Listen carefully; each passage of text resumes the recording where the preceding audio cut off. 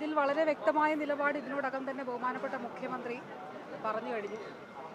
ഞങ്ങളെല്ലാവരും പറഞ്ഞിട്ടുണ്ട്. അതായത് തെറ്റ് ചെയ്യുന്ന ഒരാളെ പോലും സർക്കാർ സംരക്ഷിക്കില്ല. അതിൽ ഒരു സംശയവും വേണ്ട. ആരാണെങ്കിലും തെറ്റ് ചെയ്യുന്നവരെ സർക്കാർ സംരക്ഷിക്കില്ല. ഇനി ഇതുമായി ബന്ധപ്പെട്ട് ആവശ്യമായിട്ടുള്ള എന്തൊക്കെ കാര്യങ്ങളാണ് എന്നുള്ളത്, അതിൽ നിയമ നടപടികൾ ആ തലത്തിൽ എങ്ങനെയാണ് എന്നുള്ളത് അത് സ്വീകരിക്കേണ്ടത് സർക്കാർ സ്വീകരിക്കുകയും ചെയ്യും. അതിലൊരു സംശയവും ഇല്ല.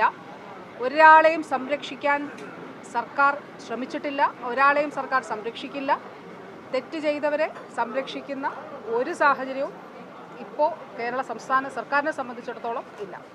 നിലവിൽ അവർ പരാതി തരണം എന്നുള്ളൊരു നിലപാടിലാണോ, അതോ ഈ ആരോപണങ്ങൾ ഉയർന്നതുകൊണ്ട് മാധ്യമങ്ങളിലടക്കം അവർ പറഞ്ഞു കഴിഞ്ഞു, അത് വച്ചിട്ട് കേസെടുക്കാനുള്ള സാധ്യത ആരായിരുന്നു? അത് പോലീസും നിയമവിദഗ്ധരും എങ്ങനെയാണ് ഇത് സംബന്ധിച്ച് എങ്ങനെയാണ് അതിൻ്റെ കാര്യങ്ങൾ എന്നുള്ളത് നോക്കി തന്നെ അവർ ചെയ്യും. ഇപ്പം ഞാൻ ഇന്നലെ പറഞ്ഞു, ഇനി പരാതി കൊടുക്കുന്നതിന് സഹായം വേണോ, ഈ പരാതി വേണമെങ്കിൽ പരാതി കൊടുക്കുന്നതിന് സഹായം വേണം, അതിന് വനിതാ ശിശു വികസന വകുപ്പ് സഹായം നൽകും. അതായത് അവർക്കൊപ്പം എന്ത് കാര്യത്തിനാണെങ്കിലും ആ വനിതകൾക്കൊപ്പം ഉണ്ടാകും എന്നുള്ളത് പറഞ്ഞു. ഈ ചോദിച്ച കാര്യം അത് പോലീസും നിയമവിദഗ്ധരും അതിനനുസരിച്ചിട്ടുള്ള നടപടികൾ തീർച്ചയായിട്ടും സ്വീകരിക്കും. അത് വളരെ കൃത്യമായി തന്നെ സ്വീകരിച്ചു തന്നെ മുന്നോട്ട് പോകും. രാജ്യത്ത് ആദ്യമായിട്ടാണ് ഇങ്ങനെ ഒരു കമ്മിറ്റിയെ സർക്കാർ നിയോഗിക്കുന്നത്. അത്തരത്തിലൊരു റിപ്പോർട്ട് പുറത്തു വന്ന് സർക്കാർ നടപടിയുമായി മുമ്പോട്ട് പോകുമ്പോൾ സർക്കാരിനെ പ്രതിക്കൂട്ടിൽ നിർത്താനാണ് ഒരു വിഭാഗത്തിന്റെ ശ്രമം നടക്കുന്നത്. നിർഭാഗ്യകരമായി അങ്ങനെയുള്ള ചില ശ്രമം തുടക്കം മുതൽ നടത്തുന്നുണ്ടല്ലോ. ഇപ്പോൾ മുഖ്യമന്ത്രി ശ്രീ പിണറായി വിജയൻ്റെ നേതൃത്വത്തിലുള്ള സർക്കാർ തന്നെയാണ് ഇങ്ങനെ ഒരു കമ്മിറ്റിയെ നിയോഗിച്ചത്. സർക്കാരിന് ആ ഘട്ടത്തിൽ വേണമെങ്കിൽ കമ്മിറ്റിയെ നിയോഗിക്കാതിരിക്കാമായിരുന്നല്ലോ. പക്ഷേ അങ്ങനെ ഒരു കമ്മിറ്റിയെ നിയോഗിച്ചുകൊണ്ട് ഇതിൽ പ്രത്യേകിച്ച് WCCയിലെ അംഗങ്ങൾ അവർ ചെയ്തത് വലിയൊരു കാര്യമാണ്. അവർ ഈ ഒരു സ്ത്രീകൾക്ക് വേണ്ടി, വനിതകൾക്ക് വേണ്ടി അവർ ഉയർത്തിയ ശബ്ദം, അതൊരു സ്ത്രീക്ക് മാത്രം, അല്ലെങ്കിൽ ആ ഒരു സ്ത്രീ കടന്നു പോകുന്ന സാഹചര്യം അത് നേരിട്ടിട്ടുള്ളവരെ സംബന്ധിച്ചിടത്തോളം എത്രത്തോളം ഭയാനകമായിരിക്കും എന്നുള്ളത്. അപ്പോൾ ആ ഒരു വിഷയം സർക്കാരിൻ്റെ ശ്രദ്ധയിലേക്ക് കൊണ്ടുവന്ന് അത് ഒരു കമ്മിറ്റി രൂപീകരിച്ചുകൊണ്ട് അത് പഠനവിധേയമാക്കിക്കൊണ്ട് അതിന്മേലുള്ള നടപടികളിലേക്ക് സർക്കാരിന് അതിന് ഒട്ടേറെ നടപടികൾ ഇതിൻ്റെ ഭാഗമായി സ്വീകരിച്ചിട്ടുമുണ്ട്.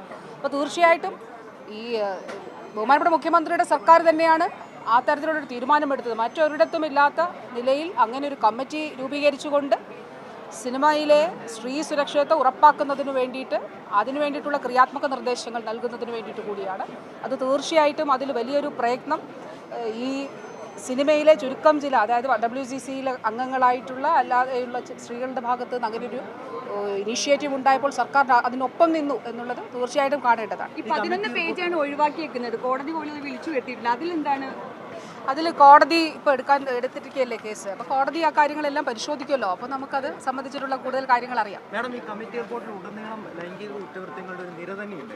പോക്സോ സ്വഭാവമുള്ള കേസുകൾ വരെയുണ്ട്. എന്നിട്ടും എന്തുകൊണ്ടാണ് സംസ്ഥാന സർക്കാർ സ്വയമേ കേസ് എടുക്കാൻ മുന്നോട്ട് വരാത്തത്? ഞാൻ പറഞ്ഞല്ലോ, ഇത് സംബന്ധിച്ചിട്ടുള്ള മുഴുവൻ കാര്യങ്ങൾ എനിക്കിതിൽ പറയാനുള്ള ഒരു കാര്യം മാത്രമേ ഉള്ളൂ. അതായത് സർക്കാർ തന്നെയാണ് ഈ കമ്മിറ്റി നിയോഗിച്ചത്.